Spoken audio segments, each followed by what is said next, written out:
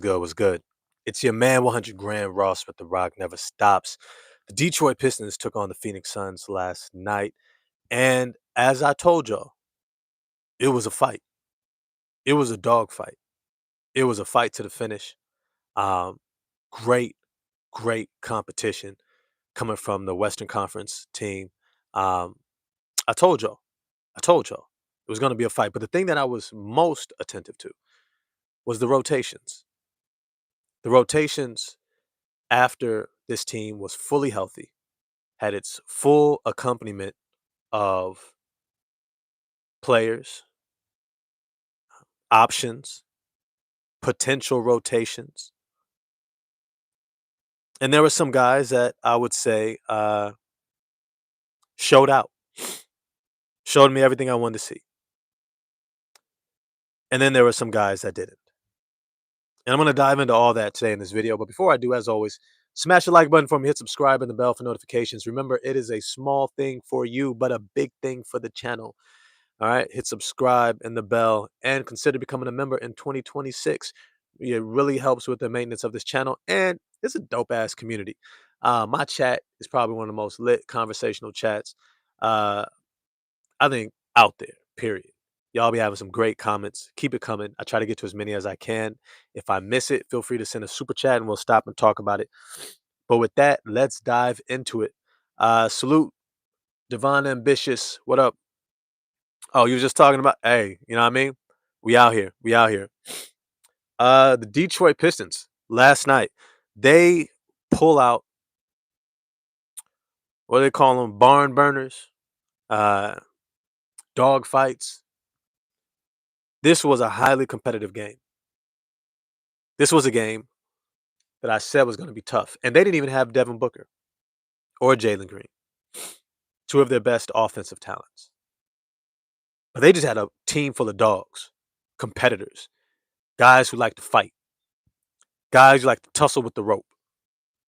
You know, you ever seen people play with their dogs in the backyard and they got that rope and they just hang it in front of them and the dog just grabs onto it with its and locks its jaw and it just that's what this game was. It was two dogs. We got a squad full of dogs, they got a squad full of dogs. We was going for, for everything that we could get. And so was they. So were they. This was one of those games where I think from the beginning, as soon as I saw Devin Booker out, I said this was going to be one of those March Madness, a number 16 seed versus a number 1 seed. Number 1 seeded team has got all the talent.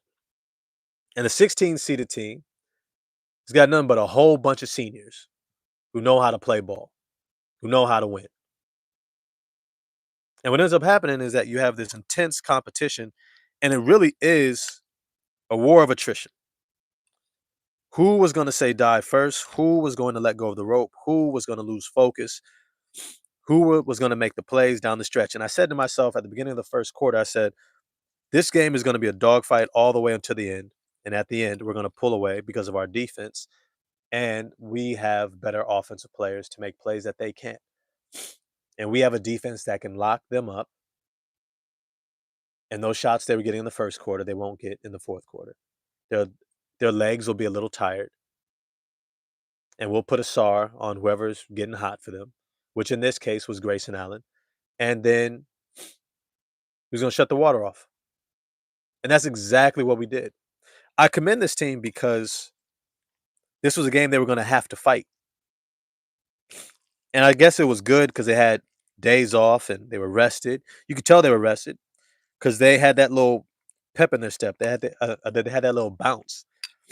Sorry, I have to eat a meal because I hooped this morning. I worked out, and you know how it is. If you don't eat in that first 20 minutes, and it's been like an hour since I got back, but if you don't eat quick, man, you just get tired and all that. I want to make sure that I got on for this live, so I got my bowl of oatmeal here, and I'm gonna be on this live. I'll make it work. But this was a game that the Pistons were gonna have to fight through and through, through and through. This was not a game you could let up for a moment. And it didn't help that Cade Cunningham struggled from the field. The reality was the Phoenix Suns had a whole lot that they could throw at him. From Dylan Brooks, Colin Gillespie, Grayson Allen, Royce O'Neal, uh, Jordan Goodwin did a hell of a job. Ryan Dunn, also Iguodala, also made some plays against them. I mean, Isaiah Livers, they just had a bunch of guys that were tough and were going to fight him every step of the way. And this is probably my biggest takeaway from this game. JB Bickerstaff, I have shown you a lot of love, a lot of patience.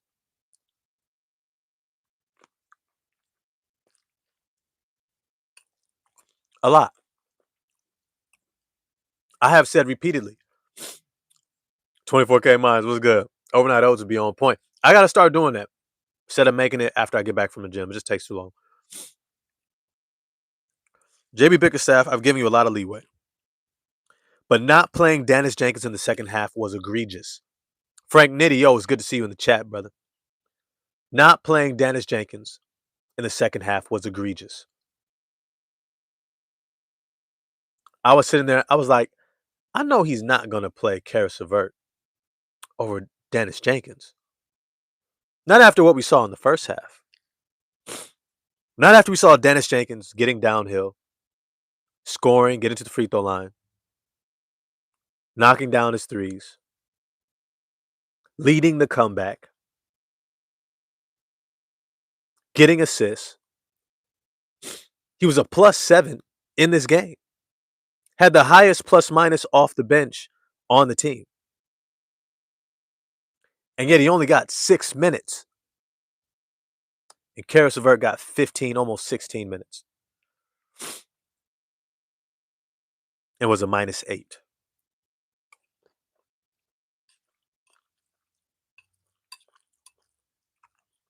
Look, I understand. I understand. We have a pending trade deadline. It's coming up quick. It's coming up real quick. Yo, and Mr. 313, yeah, 313, and Mr. T 313. That is 100% correct. I don't hate LeVert. But the fact that JB Bickerstaff gives him so many chances over other guys who deserve those minutes is frustrating. But I keep saying, you have to understand, it's JB and Trajan Langdon. It's not just JB Bickerstaff. It's him and Trajan. And there is an office side of this. It's not just about basketball. You have Karis LeVert, who has pull it up here. He has a $14 million contract for this year and next year. 14.8 next year, guaranteed. If you're going to get off that salary and get back maximal return, you have to play him. But here's the thing. You can't play him when he's clearly being outplayed by somebody else and it's a nip and tuck game. Not in this type of a game. Not in a game where we don't have a lot of margin for error. And this was a game we did not need to see Cade Cunningham running point guard the whole game. They were going to tire him out. They were going to knock the ball away, cause him to turn it over, which he did. And they were going to use those turnovers to be able to stay in the game, which they did. Cade Cunningham with 5 turnovers. Shoot, Ron Holland had 5 turnovers too, which is kind of crazy. And I'm going to get into Ron Holland, Asar Thompson, everybody else. And Tobias had a great game. I'm gonna get into all of that. But it's to say that by the time you get into the second half and it's a close game, you got to go with who has the hot hand, who's playing really well, who's giving your team the best chance to win. That has been JB Bickerstaff's MO from beginning to end. He sticks with his veterans, but he also competes to win. He doesn't sacrifice winning to develop a guy. He's not going to sacrifice winning just to give somebody some minutes to bring them along. That's always been his MO. Tonight, he didn't stick to the script. Karis LeVert, I'm not going to say he was hurting us, but he wasn't helping us. He wasn't helping us at all. 2 points, 3 rebounds, 3 assists, 2 steals, 2 turnovers, and a foul. -8. Look, let's be clear. Karis LeVert is not a point forward. He's not even a combo guard. He's a playmaker, shot creator, shot maker. And he's shooting all right this season from 3. But we have to accept people for what they are at a certain point. At a certain point, we've got to let that die. He's not a point guard replacement. He is not. Not in the least bit. Not even a little bit. Not even kind of, sort of. He is not 100% a point guard in any way, shape, or form. He is somebody who looks to score. That is where he is at his best. But he's not even a guy who can set you up. Like Marcus Sasser, you know he's a score-first guard, a lead guard in that regard. And he's at his best when he's looking to score first. But we know, push comes to shove, he can at least set it up. He can bring the ball across half court, get us into our offense, and we're good to go from there. That's not the best we can get out of Sasser, but he can get us there. Karis LeVert looks real rough out there trying to get us into our offense. And when I say rough, he struggles with keeping his head up, seeing the play develop, maintaining his handle, making good decisions to get the ball where it needs to go. In time. When I say in time, that means not taking so much time to get the ball up and get us into our offense that we only have 12, 14 seconds left on the shot clock. When you watch Dennis Jenkins run the point, he understands he needs to get that ball across the half court immediately. He pushes the pace better than anyone else on this team. His energy is infectious. And everyone knows when he's got the ball, you got to get up and go. Our offense runs at a high level with Dennis Jenkins at the helm. Our defense runs at a high level when Dennis Jenkins is at the helm. And yet somehow, in a nip and tuck game against a Western Conference playoff team, we decide, JB Bickerstaff decides to go with the guy who's slowing us down. I'm not saying he's working against us. I'm saying he ain't helping us. This was also a game where Jaden Ivey got off. Kudos to Jaden Ivey. I've been saying, I'm like, hey, he could prove me wrong in his very next game, and look what he does. 15 points, 2 rebounds, 1 assist. Great game. This was a game that Jaden Ivey should have got over 20 minutes.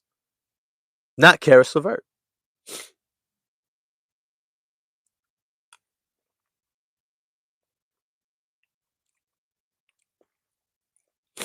You know, we're not always going to have good games. Cade Cunningham is not always going to have a good game.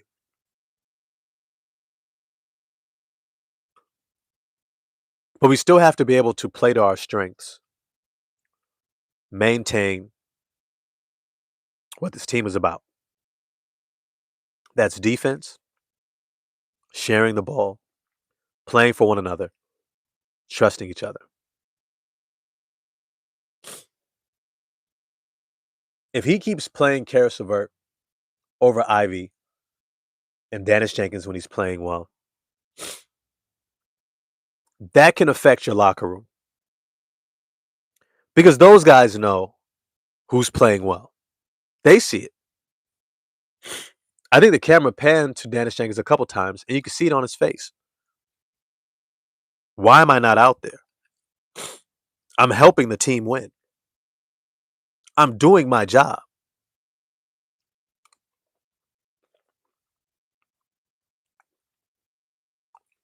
And yet I'm on the bench. For that guy. For that guy. Look, Ron Holland was a minus 14 in this game. 5 turnovers. But he had 9 rebounds. 1 assist, 1 steal. He wasn't having a great game, but he was having a game. He was impacting the game.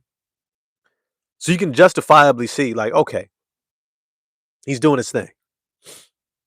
He's figuring it out. Isaiah Stewart was having a rough game. Had the worst plus minus on the team, minus 23. 0 for 2 from 3. Got to the free throw line, 4 for 4. But 4 rebounds, 2 blocks, 2 turnovers, 2 fouls. Those minutes were rough. But he's the heart and soul of our team. So you get why he got his 22 minutes. You understand.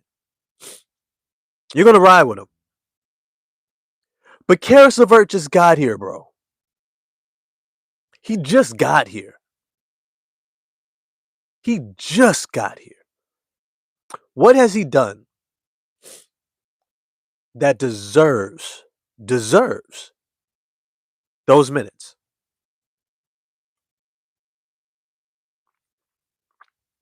I'll wait.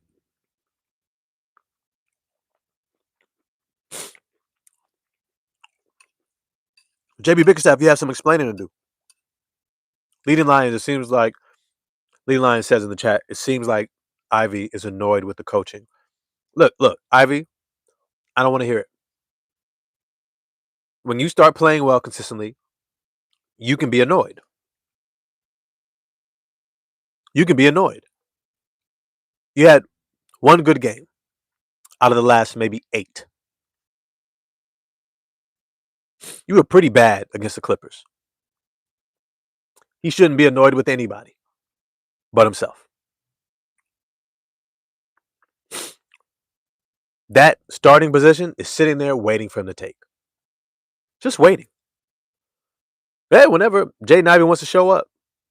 Whenever the real Jaden Ivey wants to show up. Come on. Take the spot. They want to give it to you. He shouldn't be annoyed with nobody but himself. Nobody.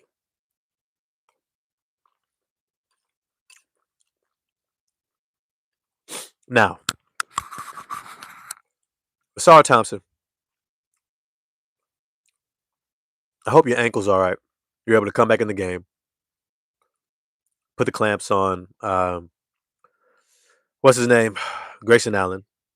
Even though he gave up that deep 3. Look, the Phoenix Suns were employing age-old strategy. If you're not more talented, what you want to do is muck up the game and just let that ball fly.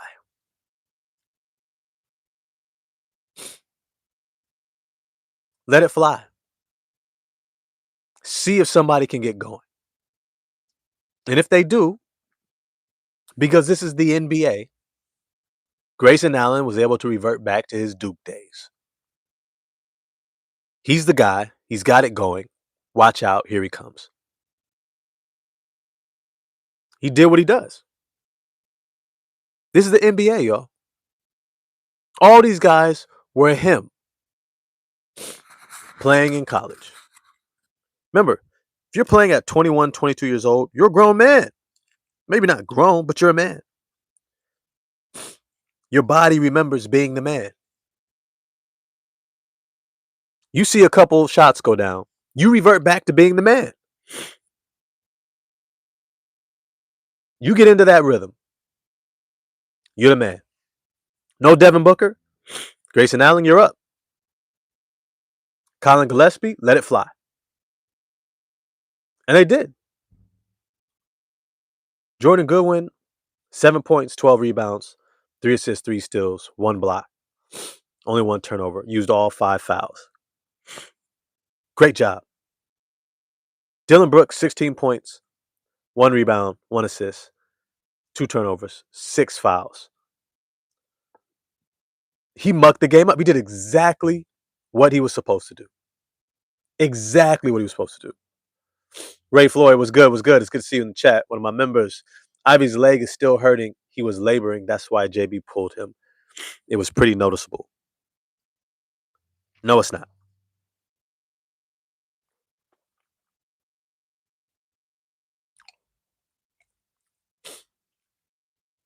No, it's not. He's not laboring. Maybe he doesn't trust it. Maybe he's hesitant. If a player is laboring, meaning their leg is hurting, so they are shifting the weight to the other side. That is 100% not the case with Jaden Ivey. His leg is not hurting. Do you think in a contract year where he bet on himself, Jaden Ivey will go out there with a hurt leg, knowing he has the potential to ruin that leg even more?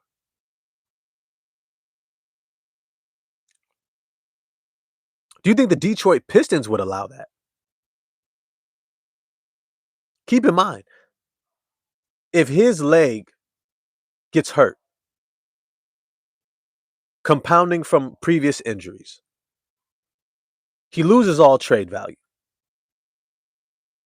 And now the Detroit Pistons are stuck with an asset that's lost all its value. It's a bad business move. It's a bad coaching move. It's a bad player move. There is absolutely no way that Jaden Ivey is hurt right now. He might have a little ding here, ding there, you know. Maybe you got scratched or fouled or bumped, or maybe you got a little bruise here. He is not hurt. He is not injured. He is 100% cleared. It's between the ears. His mindset. He's adjusting to playing a different style right now. He doesn't have the confidence in his body to explode, to go all out, to get into that last gear. You know, that one piece third gear. Got that first gear, second gear, third gear. Ivy doesn't have the confidence to get into that second and third gear. He doesn't. Okay. He still has a quick first step, still has a great jump shot. He's worked on the handle, still has confidence. He still is used to being the man. Okay. Put all that together.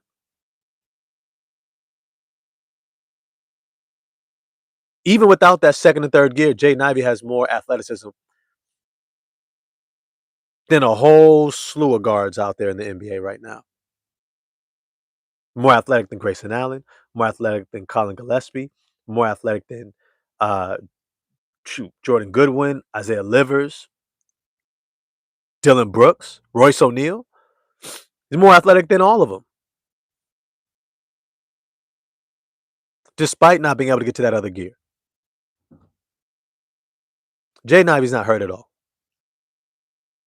So let's just squash that. I'm trying to tell you right now, he's not hurt. He's not hurt. If he came out in that third, it was likely because those are the rotation minutes. No, you do not. All right, let me explain this. I want to explain this for everybody. If you play, let's say, even college level basketball, the jump in conditioning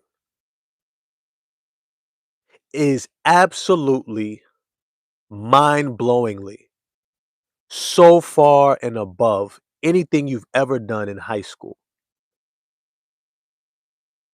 that there's not even a comparison. The level of conditioning that you have to be in to play at the college level. We're not talking about the NBA with the greatest athletes in the world, the most positional size. We got the Kevin Durant's, we got the LeBron Jameses, we got the Lucas, we got the John Morants, we got everybody. Cade, Asar, Amen, Thompson. We've got so much talent in the NBA. To stay with those guys, the level of conditioning you have to be in is absolutely insane.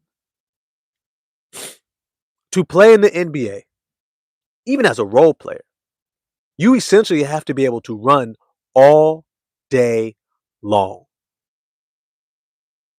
You have to be able to run, jog, sprint, skip, sidestep, jump, explode off 1 feet, 2 feet, either foot, pivot,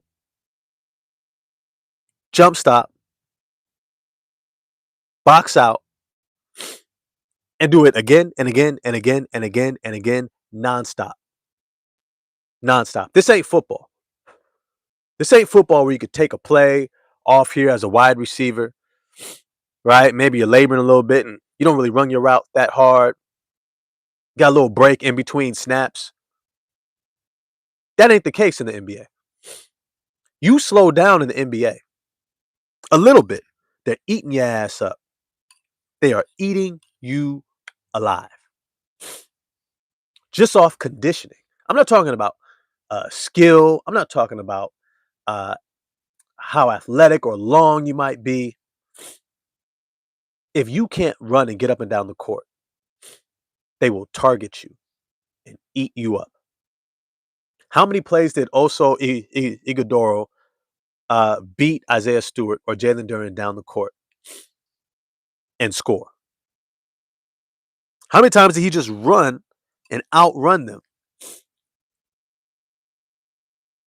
so that that defender that got back was split between him and a ball handler? He's 6'11", really good athlete, and it's a track race. It's a nonstop track race in the NBA. To think that Jaden Ivey is hurt at all, he's not hurt. If he's laboring and they're letting him play, that would be the most egregious thing I've ever seen. That would be like Joel Embiid hobbling and you play him 40 minutes. That's like Tom Thibodeau playing Derrick Rose 40 minutes a night after coming back from his knee injury. It'd be the most egregious thing in the world. It'd be egregious for Jaden Ivey to let himself go out there, laboring, favoring. No, he's not hurt. He's not laboring. There is no physical. Let that be known. I've said it. Jaden Ivey has said it. JB Bickerstaff has said it. Their medical staff has said it. He is not hurt. If Jaden Ivey is feeling any type of pain or discomfort, that is on for still playing. But I don't see it. I do not see it. I see him stop, start, cut, jump, leap. He's not limping.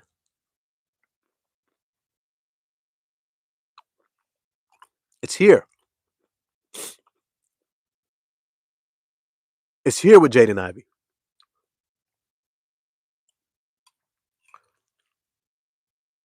I'm telling you right now, you cannot keep up in the NBA on one leg. As a guard. As a guard. How are you going to keep up with everybody sprinting up and down the court on one leg? If he is an idiot. He is an idiot. If Jaden Ivey is playing on one leg, hurt. If he is hurt, I look him dead in his face. You are a stupid idiot. You are a family man. 23 years old, married with kids, at the beginning of your career. And you are going to risk, you're going to go out there and RG3 your.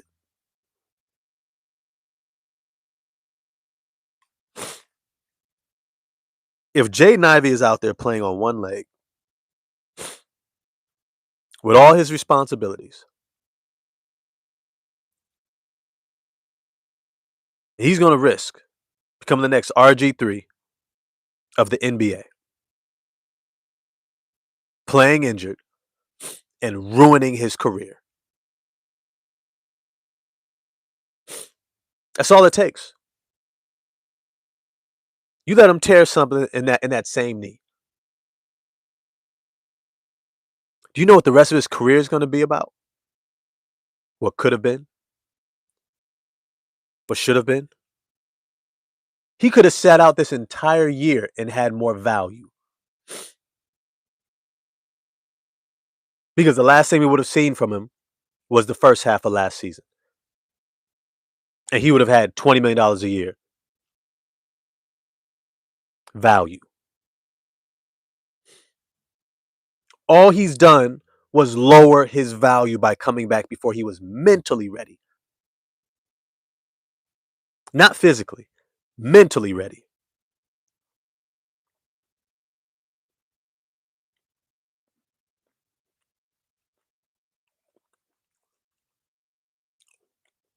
But I digress. Got 36 people in the chat. Appreciate everybody being here, especially my members. If you haven't already, smash the like button for me, hit subscribe and the bell for notifications. Definitely appreciate all the love and support.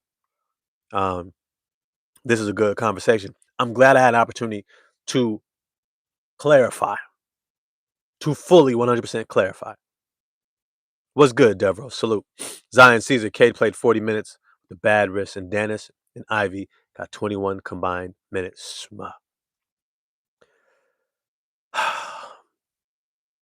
We got to talk about it. Cade, I get it. 38 and a half minutes. He's our all-world, all-NBA, MVP candidate. I get it. I don't think his wrist is bad. I think he had plenty of time for rest. I think this was a timed rest for him.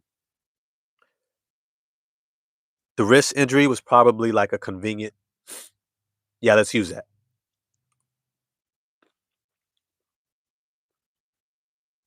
Super Coop was good. That's all I do. I appreciate it. I'm gonna keep it a band with you. I'm not going front at all. Cade, he had a really bad game. A really bad game. It's something that someone said. I've said it before, but I'll repeat it again. I don't know the name of the guy, but he always says this. This is what I always hear him say. He says, by year 5 in someone's NBA career, you know exactly who they are. All the could they be, might be, maybes, all that is out the door after year 5. Year 5, that is who they are. Cade Cunningham is a turnover magnet. He's Steph Curry in the clutch. What did they have to do with Steph? They had to take him off the ball. They got Draymond. They grabbed Iguodala. Now he's a little bit more on the ball, but even then, Jimmy's got it. It's by committee. Because they know Stephen Curry is prone to do one of those, like, what the hell are you doing type passes. So, you find some balance. Here's the thing. The balance is supposed to be Asar Thompson running point forward. The balance is also, if you noticed, Jalen Duren bringing up the ball, which he looked very good at. Attila the Hun Detroit, what's good? Rock, why do we have a problem defending the perimeter and three-pointers? Is that true or am I making it up? Do they just focus on the paint defense? That is a great question. I'm going to answer that. Let me finish this prior point. Cade Cunningham needs a primary ball handler next to him. I don't know if it's Jaden Ivey. I don't know if it's Dennis Jenkins. I don't know if they need to go full-time with Asar Thompson running the point. I don't know what the solution is. I do know that Cade Cunningham requires a primary ball handler alongside of him. He is not somebody that you want to see initiating offense 50% of the time, let alone 60, 70% of the time, especially when he gets tired. Look, if he gets a rebound, I always say, go, take off, go. But if we have to start from the ball under the rim, taking it out of bounds, and the defense is set, Cade, just get your ass down the court. Like real talk. Cade, get down the court. You are not helping us by trying to be the primary point guard for us. You are who you are. Can you get better? Sure. I think you could fine-tune some things. But you have a glitch. You have a glitch. You ever seen the whole glitch in the Matrix, right? You see the cat walking, all of a sudden it's like glitch, and then it repeats in the same spot. That's Cade. Cade thinks he can get absolutely anywhere he wants to go, anytime he wants to go. And because he has the talent to do it, he thinks he can get away with it all the time. He only gets away with it maybe a third of the time, 2/3 of the time, maybe. But for the most part, he's turning the ball over. 5 turnovers, bro, bro. But after a while, it's not on him. It's on the rest of the team. Where is Asar Thompson? Asar, if they score on us, you go get the ball. Go get the ball. Go tell Cade, get the hell out of here, Cade. Jordan Goodwin is a career hustle man. He's Javonte Green's cousin. He's got one job. It's to wear your ass out. Force you to make all the cuts and the turns side to side that he can. Reach in, deflect, foul, scratch, claw, pull, get away with absolutely anything he can. And Cade continuously, he don't care if he's on the sideline, next to the half court. He's going to just dribble the air out of the ball. He don't care how much time he's using. He's going to dribble. And he's going to pick the ball up and think he could just pass over the top. This ain't college, bro. These guys got long wingspans. You might be 6'7", 6'8". Well, they're 6'5". And they've got a 6'11" wingspan, 6'10" wingspan. They can deflect those passes, and they do. It gets stolen. You think you can just dribble against everybody all day, dribble the air out of the ball? Especially when you stop at half court along the sidelines, and they just knock the ball out. After a while, it's no longer on Cade. It's on us. It's on the rest of the team. It's on the coaching staff. It's on the lineups. The guys that we bring in from this point forward should be all guys who can handle the ball. That's why I like Kyle Anderson as an option for us in the trade deadline.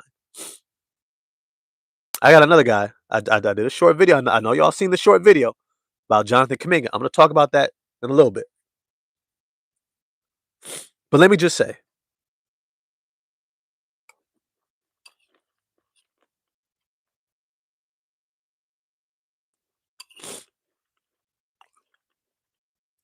we know who Cade is.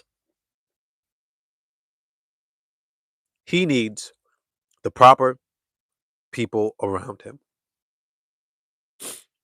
Your best case is a facilitator who can also shoot. And they have that in Dennis Jenkins. But they want to play Karis LeVert instead, who slows down our offense, does not push the pace. When I watched Dennis Jenkins, it wasn't just his offense that made me say, oh, he needs to stay in the game. It was his defense. We had a question up here from Attila the Hun, Detroit. He said, Rock, why do we have a problem defending the perimeter and three-pointers? Is that true, or am I just making it up? Do they just focus on the paint defense too much? I added too much. Let me address that. The style that the Phoenix Suns play, if you watch the NCAA, especially March Madness, you're going to see a team of seniors who look real small in comparison to the other teams. Bunch of 5'11", 6'2", 6'3" guys. Might have a 6'5" guy who's there for rebounds and hustle plays. Maybe some dunks to guard the other team's more athletic guy. And then maybe they got a big man who's like 6'6", but he's like 250 pounds. He throws his weight around, grabs a lot of rebounds, finishes inside. And they're all seniors. They're all locked into their roles. Those other guys, for the most part, are going to let that ball fly and quickly. But they understand they're not athletic enough, tall enough, long enough to be able to just catch the ball, turn and face. They've got to be on the move nonstop. They have to use every little advantage, back cut, jab step, little bump, push off, anything they can to create space to get their shot off. With the Detroit Pistons, and I've said this before, one of our defensive um, shortcomings, or not. I'm not even going to say a shortcoming. It's an area where we are improving and growing. Is in our communication, and teams understand that if they move quickly, if they make decisions quickly, meaning cut, slip, backdoor, screen, curl, fade, if they make all these decisions as quickly as possible, they can catch us in that in between. Matter of fact, they're going to catch most teams in that in between where, oh, shoot, I took my eye off my man and now he's there. And now somebody else is trying to cover him. Wait, so who do I have to cover? In those split seconds of trying to figure out coverage, the shot's already up. And if they're hitting those shots, it looks like what it did last night. Now, here's the thing about that. At some point in the fourth quarter, second half, when the game slows down, everybody's legs are a little bit tired, and we've kind of figured out what they're doing. They're going to have to make shots against a set defense. And that's when we normally pull away. And we kind of did. We kind of did. We missed a whole slew of free throws. Duncan Robinson, Cade Cunningham, 4 of 9 from the free throw line. Ron Holland, 5 of 9 from the free throw line. Right? Just like we just let them hang around this whole game. And if we're honest, this is why, and I was going to make this point. I'm glad I remembered it. This is why a lot of good teams struggle in the middle of the season. It takes a lot out of you to get other teams' best shot night after night after night after night. When you get the other team's best shot every single night, you get tired. You get a bit lethargic. You get a bit encumbered. This is a lot. Oh, here you go. Sprinting and running to the corner again. Who is this guy? Was he even on the scouting report? Right? I guarantee you, they were not planning for Jordan Goodwin. They didn't see 12 rebounds coming out of Jordan Goodwin, 3 assists, 3 steals, and 1 block. It wasn't what they were game planning for. Oso Ighodaro with 10 points, dunked on Isaiah Stewart to start the game, shot 4 of 8 with 3 rebounds, 6 steals. A bunch of those steals were on Cade. We didn't plan for that. When those guys are playing well, bro, it takes a lot out of you. You think that you're going to get a moment to kind of like, oh, I could breathe. We just scored. Oh, shoot, this motherfucker. Running down the court. Sprinting down the court. Doing his thing. Close out halfway. There's no way he going to make that. Oh, hot damn. He made the shot. You don't even know who he is. That's what the NBA, that's why I said there's no reason why Jaden Ivey is hurt. Playing hurt. Absolutely none. Because if you're hurt at all, Jordan Goodwin will eat Joe lunch. He's waiting for that moment. Because that moment could be the reason why he gets re-signed. That moment might extend his career in the NBA for another year or 2. That moment might change how teams see him. That moment might be his next opportunity. Those guys like Javonte Green, and I got to talk about Paul Reed, who didn't play at all. Who didn't play at all. And it's a damn shame. It's kind of why I wanted Isaiah Stewart to start. But Tobias Harris did his thing. I mean, he went right at Dylan Brooks, took him to the block, even did the too small. 4 of 4 from the free throw line, 6 of 11 from the field, 7 rebounds, 2 assists, 5 steals, 16 points. It was a plus 22. He was our best player tonight. He was our best player tonight.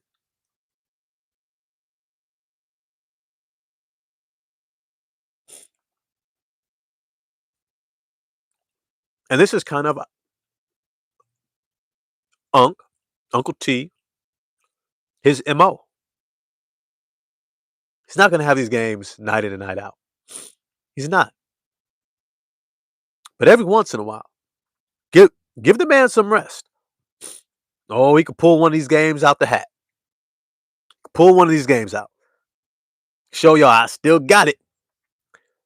You know, I'm a little older, so I know what it means to still got it. When you playing young guys, younger guys, right? He was over there. I almost laughed when he did like that too small after posting up Dylan Brooks. He did that little hand down too small. Oh, that's one of them unk moves. Like what you youngers do these days? Too small? Yeah, yeah. Uncle T, Uncle T did the too small to Dylan Brooks. You know, it's one of those. Like, oh, I can do it too. This is the moment. Get him, Unc. Get him, Unc. Do what you do, Unc. He was going hard. He was like, this is my moment. It's my moment. Hell yeah. Hell yeah. Uncle T did his thing. Shoot, Duncan Robinson did his thing too. We see Low Budget Gamer say a reason why Ivy sat so much is because how he was scoring his points. Most of his shots were when the shot clock was going down or it was contested. He's not moving his feet or trying to get open. Well, that might be a good point. But I'll say this: I'd have rather had him out there than Karis LeVert.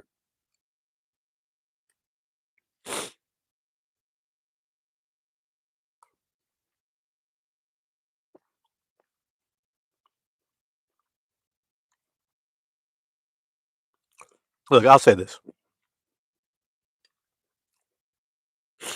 that free agency signing of Karis LeVert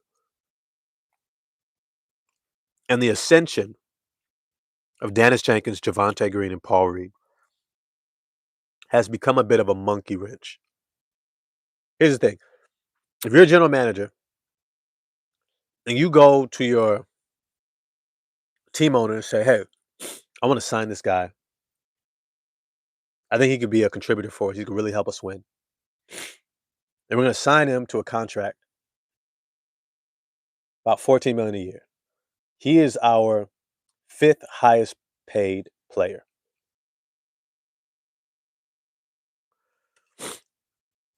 And then he doesn't play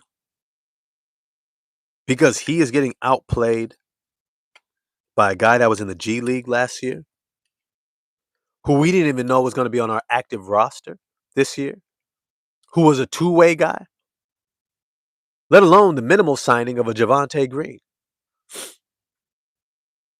If he doesn't play, Trajan Langdon looks real bad. One, you're lowering his value, so you're not going to get the return.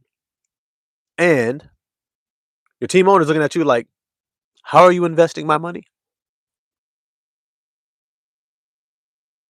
You said this guy, right? But then we got this other guy for a minimal deal. And we got this other guy sitting on the bench waiting. And now you might be able to say, well, we didn't anticipate that happening. Okay, cool. I still got to pay the guy. And I'm pretty sure Tom Gore doesn't mind paying Karis LeVert. This team's the number one seed in the East. He's writing them checks every day. He don't care. He out there with the stamp signature. Send it. Send it. Send it. He ain't slowing down one bit when he gets to Karis LeVert. But when you think about the Detroit Pistons needing to make moves, going into a playoff push, the playoff push is normally a time after the All-Star game. There's a little break, and teams have that little post All-Star break. For most players who don't make the All-Star game, it's a break during All-Star weekend. Then they have a few days afterwards and a few days beforehand. So they get well rested.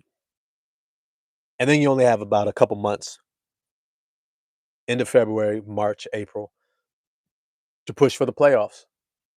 So post All-Star break is where there's a strong push. When we make our push, we want to have a roster that we say, these are the guys that we're going to go to war with. These are the guys that we're going to go into the battle, competing for a playoff spot, trying to maintain the number one seed. seeing if we can sneak into the NBA Finals, which is a real possibility with this team. We have to solidify this roster in some major ways. Maintaining Karis LeVert's trade value is essential. Is essential. Let me not mix that at all. It is essential to that outlook. Preparing for a finals run. Now, with that said,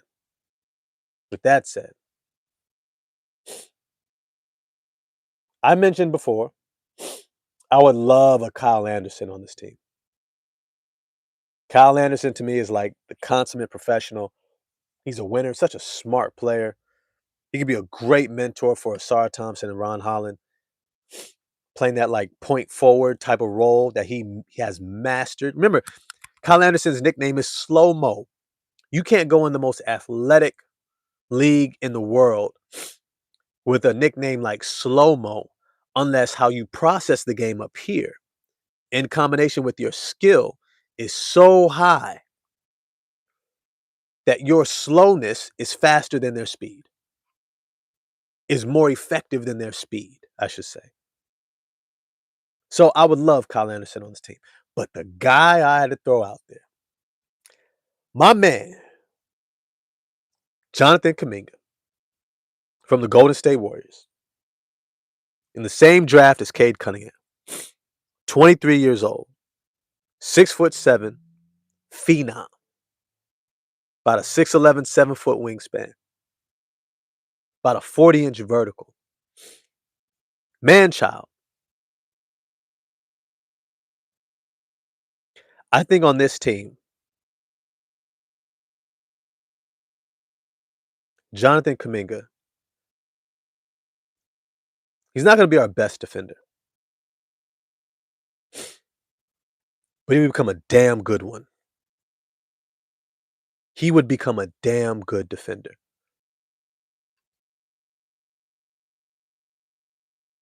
Ghostkeeper was good. Would Kuminga fall in line with the system? Yes. You know why?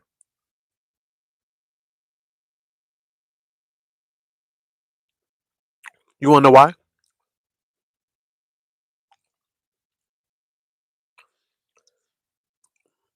One, he has every incentive to be successful. Every incentive. The chip on his shoulder has to be bigger than the Empire State Building.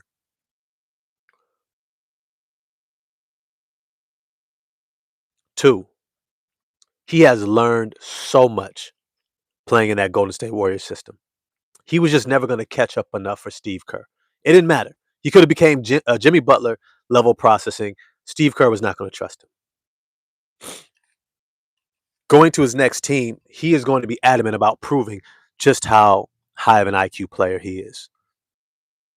A few summers back, he played for the Democratic Republic of the Congo's international team.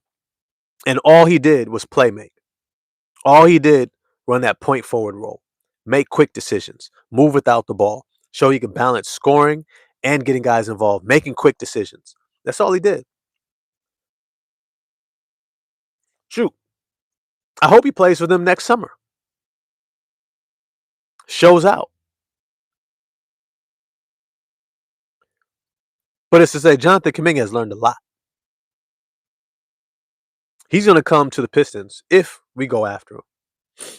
And he is going to do all the things that they said he couldn't do. Move without the ball, knock down shots, maintain aggressiveness, play strong on ball and help defense. He's never going to be the leader of your defense. He's never going to be the Isaiah Stewart, the Asar Thompson. That's not who he is. But he can be Cade Cunningham level defense. Jaden Ivey level defense. Ron Holland level defense. You guys understand, Ron Holland was not known as a defender. That was not his MO in high school. They didn't go, this guy's a lockdown defender. No. He became that to get minutes. That's how he got minutes. If Ron Holland was not a lockdown defender, if he was not putting out all that energy on defense, he would not be playing.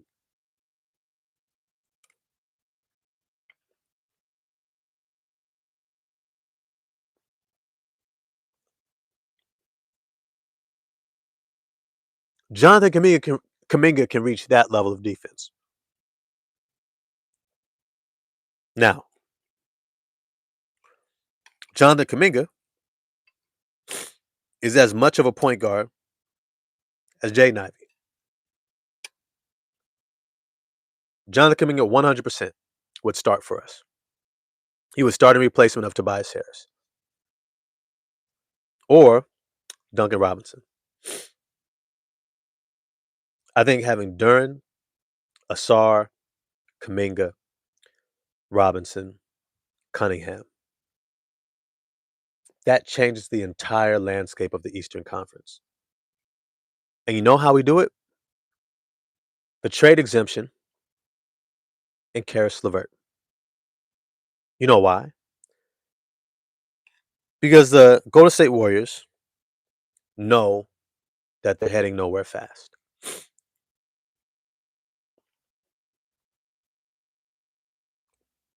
And they've got an asset that is depreciating. They're going to want to save money. And they want to save more money and save more money and save more money. Being able to get Karis LeVert, a very movable contract. Maybe throw in a first round pick, unprotected. Right? We don't need that number 29 pick, number 28 pick. What are we going to do with that? We grab Chaz Lanier. He looks great. No minutes for him. Still got Paul Reed under contract. No minutes for him. Dennis Jenkins. No minutes for him. Marcus Sasser. Right? Bobby Klintman. No minutes for these guys.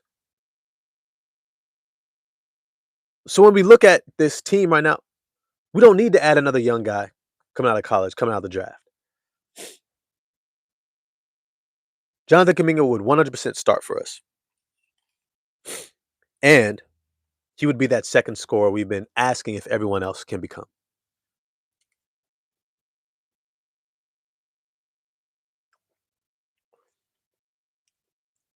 Jonathan Kuminga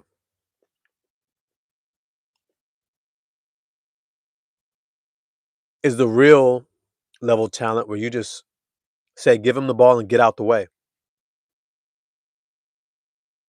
Literally. Just get out the way. Jonathan Kuminga is too strong, too quick, too explosive, too big, too skilled, too good a feel, too high of a motor for anyone to do anything with. But here's the other incentive. Here's the other incentive.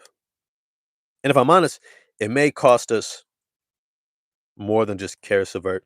More than likely, it might cost us Duncan Robinson. And maybe somebody like Paul Reed. That might be what it really costs us. Because if I'm Golden State, I want to get all the way under the cap. I want to get all the way under. We're gonna dump that whole $22.5 million off. Give me a guy who's got a non-guaranteed contract for next year. Give me a guy who's on a minimal deal, $8 million, and can come in and contribute right now to our winning. And that's Paul Reed.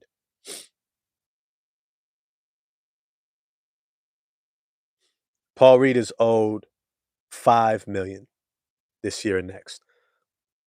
And it's not guaranteed for next season. Golden State has the opportunity to get off of almost the entirety of Jonathan Kuminga's $22.5 million and come away with a first-round draft pick. That's a win for them. That's a win. And Paul Reed can help them win right now. Duncan Robinson immediately comes in as their best shooter in that Klay Thompson role. You know, Draymond, Jimmy, they're going to find him across from Steph. They've been looking for a guy who can shoot lights out like that and has good positional size that they haven't had since Klay left. Paul Reed might be their best center right now. They would 100% take a Paul Reed, Duncan Robinson. Yep. They would almost match I wanna say they might almost match. Actually, that might be a little bit above 21. That's probably just underneath Jonathan Kuminga's contract. They get 2 assets for a playoff run, a draft pick, and they dump salary next season. That's a win. They probably don't even want Karis LeVert. Karis LeVert might have to be going after somebody like Kyle Anderson. But here's the thing. Another reason why the Detroit Pistons need to grab Jonathan Kuminga. I'm not gonna say need, but I'm saying you might need to, because you let another team like, I don't know, the Knicks grab someone like Jonathan Kuminga. Cleveland grab Jonathan Kuminga. Oh, it's gonna be a long day. When you turn that boy loose, he's averaging 25 points a night.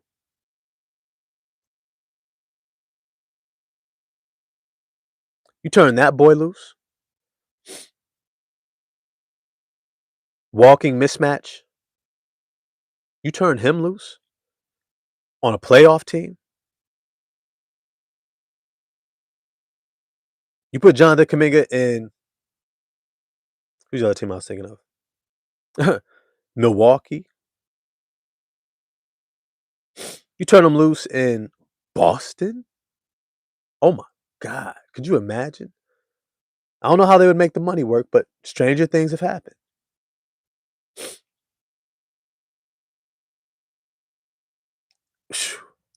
I mean, Indiana, I'm not as much worried about until next year. They might offer a Obi Toppin, Jarris Walker, right? There's so many things that they could do. We don't want to have to see Jonathan Kuminga in the Eastern Conference looking like an all-star, 25 points a game.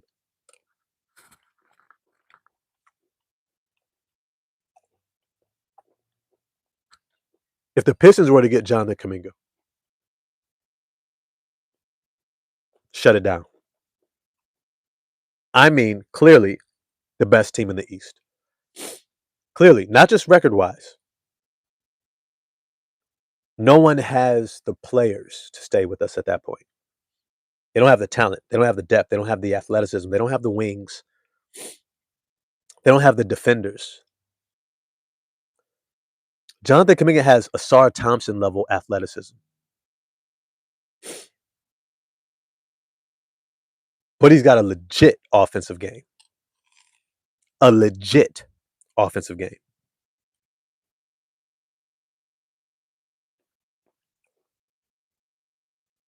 I mean, the full Monty. He can post you up, take you off the bounce, left or right, turn around jumpers over either shoulders, jump hook, put you on a poster and just dunk on you. One hand or two off either foot. He can knock down standstill threes, pull up jumper, face up, pull up off the glass. Great touch, nose for the rim, takes great angles, amazing footwork. You put him next to Cade Cunningham, we have our number 2 scoring option right now. Boom. We're good. We're good.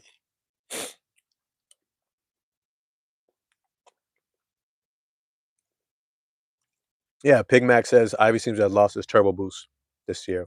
Yeah. Most guys, when they have a lower body injury, especially if it's compounded by a secondary injury afterward, it's going to take them a full season of play and then go into the off season, get some rest, and then go back into the lab to get back to their athleticism. I think Ivy will. Next season, Ivy is going to look like Ivy of a couple years ago. Athletically, that is.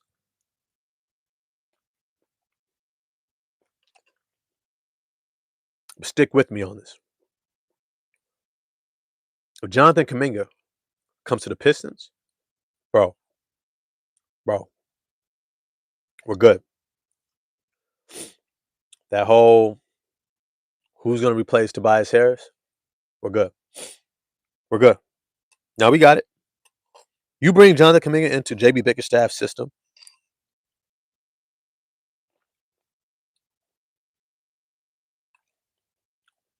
You bring Jonathan Kuminga on this team full of dogs, full of dogs, bro. Guys who just at your neck.